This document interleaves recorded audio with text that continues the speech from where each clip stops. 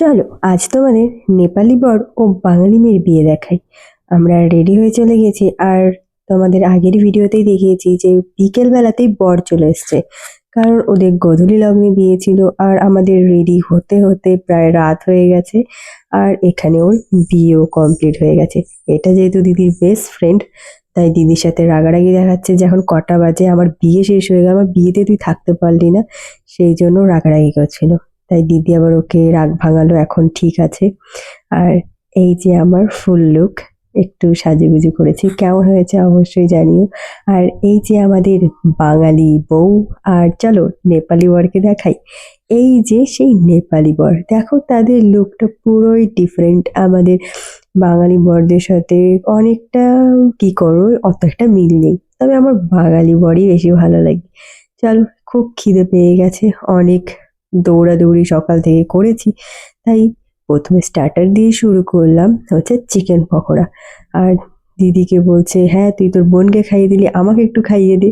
তখন একটু কনেকেও খাইয়ে দিল, তারপর আমি খেলাম আবার নিজে নিয়ে, আর কফিটাও খেলাম। সত্যি এত খিদে পেয়ে গেছিল যে শান্তি লাগছে। আর এই যে এখানে বর সেই নাচ নাচছে, আর আমরা কিন্তু বরের জুতো লুকিয়ে রেখেছি। এটা আগেই একটা বান্ধবী রেখে দিয়েছিল। এখানে দেখো জুতো ছাড়াই বর সেই নাচানাচি করছে। সে তো আলাদাই আমেজ আছে, তার বিয়ে হয়ে গেছে, তাই সে তো এক একটার পর এক একটা গানে শালিদিন নিয়ে নেচেই যাচ্ছে আর নেচেই যাচ্ছে, আর দারুণ। আর তার সাথে যারা এসেছিল তারাও প্রচুর মানে নাচ করছিল, আর শালিরাও নতুন বরকে নিয়ে সেই নাচানাচি। চলো এবার এটা হচ্ছে ওই যে নেপালি বরের দিদির ছেলে, কি কিউট না দেখতে, পুরো একদম নেপালিদের মতো। আমি তো ওকে টানাটানি করছি, আর ও বলছে না, ওর পুলিশ মামির কাছে যাবে, ওর মামি পুলিশ, তাই ও বলছে পুলিশ মামির কাছে ছাড়া আর কারো কাছে যাবে না। এরপর আমরা অনেক ছবি টবি তুললাম সবাই মিলে, তারপর আমরা খেতে বসেছি, কিন্তু খেতে বসে সব দিয়েছে কিন্তু জল দেয়নি, তাই কোণে আমাদের জল দিয়ে গেল। আর দেখো এখানে দেখাচ্ছি, দেখো আমি এমন একটা লিপস্টিক পরেছি যে আমি কাপটা দিয়ে চা খাচ্ছি, সেখানেও লিপস্টিকটা বোঝা, সত্যি লিপস্টিকটা দারুণ।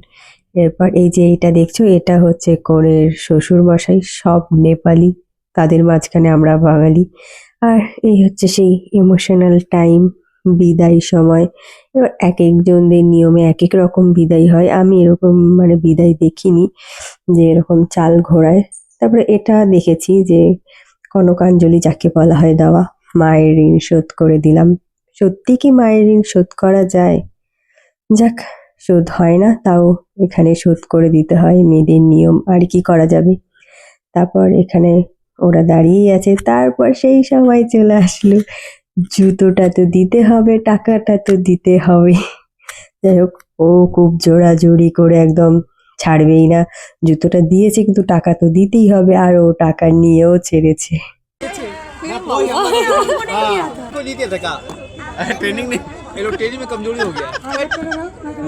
लड़की वाले तुम लोग ट्रेनिंग को नहीं दिया, ये लोग नहीं दिया, फेल हो गया तुम। सही बात बोले भैया, सही बात बोले भैया, परीक्षा फेल हो गई, परीक्षा फेल हो गई तो আর ফাইনালি আমাদের জুতো লোকানোর টাকা আমরা পেয়ে গেছি, আর ও বলছে ওই জুতোর টাকা দিলে এবারে এই পায়ের জুতোর টাকা দাও। যাক, এটা নিয়ে সবাই খুব হাসাহাসি করছিল, বরযাত্রী কন্যাযাত্রী আমরা সকলেই। তারপর সবাইকে টাটা জানিয়ে বললো সবাইকে রিসেপশনে যেতে, সেটাই বলে দিয়ে সেই বিদায়টাই।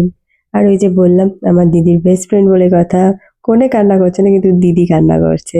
এটা দেখে সত্যি আমি একটু ইমোশনাল হয়ে গেছি যে কতটা বেস্ট ফ্রেন্ড হলে এমন হয়। কারণ একসাথে ঘুমানো, খাওয়া দাওয়া, দিদির সাথে যখন ডিউটি পড়ে তখন ও দিদিকে বেশি প্রোটেক্ট করে যে তুই যাবি না, তুই আমার পেছনে থাকবি। তাই সেটা নিয়ে ও আরো কষ্ট পাচ্ছে যে একসাথে আর থাকা হবে না, একসাথে সেই। আর যাই হোক, অনেকটাই চেঞ্জ হয়ে যাবে যেহেতু একটা মেয়ের বিয়ে হয়ে গেছে। আর এখানে আমরা টাকা গোনাগুনি করছিলাম কত দিয়েছে, আর ও আমাকে সব টাকা দিয়ে আবার নিয়েও চলে গেছে। তারপর সবাইকে বিদায় করে দিয়ে আমি একটু, এই ব্যাগটা কিন্তু আমার নয়, লোকের ব্যাগ নিয়েছি, নিয়ে একটু পোজ পাস দিচ্ছিলাম আর কি। তারপর আর কি